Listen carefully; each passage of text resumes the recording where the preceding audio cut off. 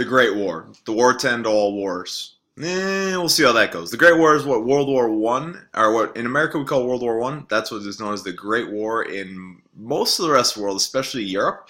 And when thinking about this war and why it has different names, this was the bigger war in Europe in terms of how it's kind of looked back upon. Obviously there's some different viewpoints on that, but I mean, the Great War, whenever you hear it referred to the Great War, they are referring to World War One. Now, there is no magical start to World War, or I'm sorry, there's no magical cause to World War One. And I want you to think of Europe like this. I want you to think that there's kind of four logs: militarism, alliances, imperialism, and nationalism. And there are four logs that are continually they're laid there, and they get lighter fluid, they get gas, they bring over some matches, and they just need a spark. That's all they need. They just need that spark, and that's as you go. Here's a quick description of these four. Militarism is the buildup of military equipment and making plans for war. Everybody was doing that. Alliances, you're building up alliances to make sure that you're taken care of in a war. Imperialism, you can see the map of Africa down here in the lower right and all the colonies that they're competing for. And nationalism, the belief that the pride in your own group of people. And so when you think about all of these, they're really they're making plans for battle. They are building up their military for battle. They are competing, and that's kind of a key word here as we move forward. So first, one of the first things we're going to look at is that nationalism part. Excuse me. And so nationalism is spreading throughout Europe. Throughout the 1800s, so many places are getting freedom. Whether that's Belgium and the Netherlands from Spain, whether that's Germany and Italy unifying together for the first time, whether it's Serbia, Romania, Bulgaria, are all becoming independent. Austria-Hungary is losing people, they're losing areas. You can see over here, just look at the border, Austria-Hungary and Serbia border each other. That will be important. Russia is losing people. And that concept of self-determination is becoming more and more and more important. The idea that the people of the same ethnic origin, language, and political ideas can and should rule themselves. Now, in the Austro-Hungarian Empire, there are a lot of Slavic people, and that's going to be really important, whether it's Poles, Czechs, Slovaks, Croats, Slovenes, and they're all pushing for independence. And what actually Russia is supporting this Slavic independence, going against Austria-Hungary, because they see that would weaken their enemy. And Germany backs Austria-Hungary to try to keep everything more or less together. And so you have already going on here. Russia's backing Serbia, Austria-Hungary's with Germany. These tensions that are taking place are only going to continue as we look more towards rivalries that are in place. The biggest rivalry at this time period is Germany and Great Britain. Germany is industrialized, and they are trying to more industrialize, but in Great Britain already was, and they were the economic dominant of the time period. And so it's aggressive nationalism. Germany's growth in industrialism continues to fuel this rivalry. And actually, part of what is going to fuel this rivalry is the fact that the leader of Germany, Kaiser Wilhelm II, and King George in England are cousins. And there's some family feud that goes on there of just some jealousy, especially on Kaiser Wilhelm's part. And Britain's share, and so Germany's continually trying to build up. They're continually trying to build up. Their industrialization's trying to catch the British. And they do catch up. The British industrialist output in 1870 was 32% of the world. By 1914, it's 14%. Most of that attributed to German growth. Germany's big time trying to build up their navy. Why? That's what Great Britain was good at. And so they were trying to become more in the imperialism game. They're trying to secure their trade routes, protect their merchant shippings, and control the seas.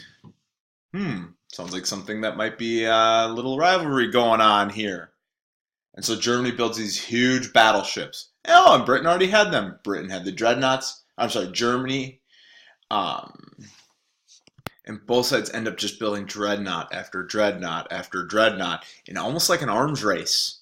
And that's just fueling this rivalry. Remember that Germany had an ally in Austria-Hungary. Well, Great Britain has an ally in France. The colonializers keep running into each other in wherever they are, whether it's in Africa or the Middle East. And they they want to get all they can. For instance, in Afghanistan, there was battles between Russia and Great Britain. Great Britain and France, in Thailand and Germany. Great Britain and Germany are also fighting in East and Southwest Africa. France and Germany and France in Western Morocco and Western Africa. All of them are together. But here's the deal. Germany keeps losing these battles. And Germany, it's called, wants their place in the sun. And Germany was late to the game. They were late. They weren't unified until 1871.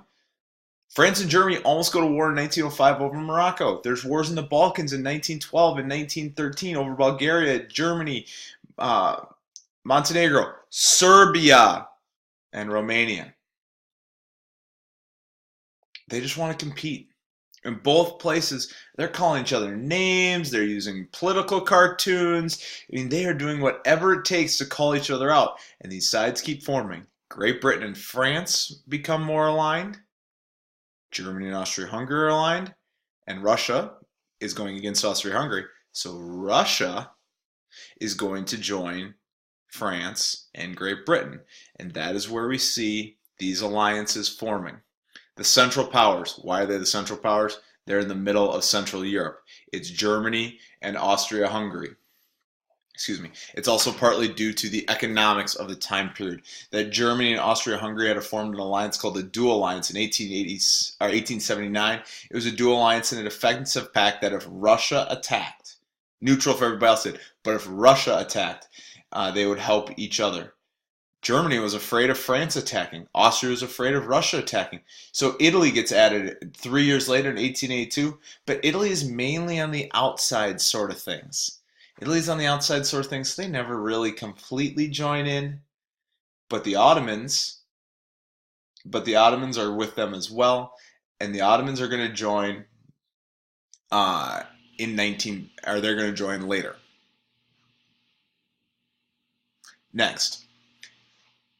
Next part is this, the Allies, the Triple Entente, Britain and France, and then eventually Russia.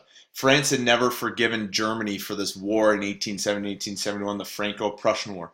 Russia was disturbed by the alignment of the new powers between Germany and Austria-Hungary, so they don't want to get left out, and they're going to join in. France is making plans for the war. France makes something called the Germany makes plans for it. Germany makes something called the Schlieffen Plan to try to make sure that no matter what happens, they are going to be okay. France makes a plan called Plan 17, which is to attack. No thought to casualties. Keep attacking, keep attacking, keep attacking. The Germans with that Schlieffen Plan, their thought is they want to avoid a two-front war. They're going to go try to take out France quick and then go get to the Germans. So as you can see, there's the setup for war. They are set up, and they're building up their militarism. They're hating each other in public with the political propaganda. Their allies are set. All it takes is the spark. And the spark that starts World War I is an assassination. It's an assassination of Gavo Princip. Gavo Princip does the assassinating of Archduke Franz Ferdinand. Gavo is part of a group called the Black Hand. The Black Hand is a group that wants Serbian independence and get Austria-Hungary out. Serbia is independent, but they don't want Austria-Hungary to keep going in on their things. The Archduke is the heir to the throne. Gavo Princip is on his deathbed. He is dying slowly but surely. And what happens is he's dying of tuberculosis. So on June 18th, 1914, he goes, and you can see, here's the Archduke right here and his wife. And the Archduke goes and is assassinated. This causes some issues. Austria-Hungary is not happy about this. And this starts a reaction that, to this day, it happens really quick. Okay, here's the assassination. So on July 13th, Austrians all issue an ultimatum to Serbs. It's basically, hey, we are going to take over because we want to figure out what's actually going on. Now, the Serbians say, no, we aren't going to do that. We are not going to go along with this. We are not going to give up our sovereignty and our self-determination to you. So they say no. Austria declares war. Now let's think about the alliance system that's in place here. If Austria declares war on Serbia, that means also the Germans are going to get involved. German alters an ultimatums to Russia and France. What? Well, I skipped a step there. Sorry. Russia mobilizes to defend Serbia. Germany issues an ultimatum to Russia. That makes sense because Germany is aligned with Austria, but they also do to France. And that's because they knew about the alliance that they had. So Germany then declares war on Russia, and then France mobilizes to get ready for the army. Germany declares war on France, but then goes through Belgium. This gets the UK involved because Belgium was supposed to be neutral. Germany invaded Belgium, which was a part of that Schlieffen Plan. But here's the deal. All thought this war was going to end quickly. All of them have the political propaganda to make things happen. Russia has the phrase for God and Tsar. Britain has the phrase for God, King, and Country. Germany has the phrase God is with us. They all think that they are going to win this war quickly. And boy, are they in for a rude awakening. Here's what you should understand from this slide, or from this PowerPoint as a whole. First, you should understand Maine, understand what's going on, these underlying causes of World War I, to know that the assassination of the Archduke, that's just the spark that sets the fire. You should have a basic understanding of the setup of this, that it's all the alliance system that brings it all in play. Austria declares war on Serbia, that brings the Russians, that brings the Germans, that brings the French, and then that brings the British.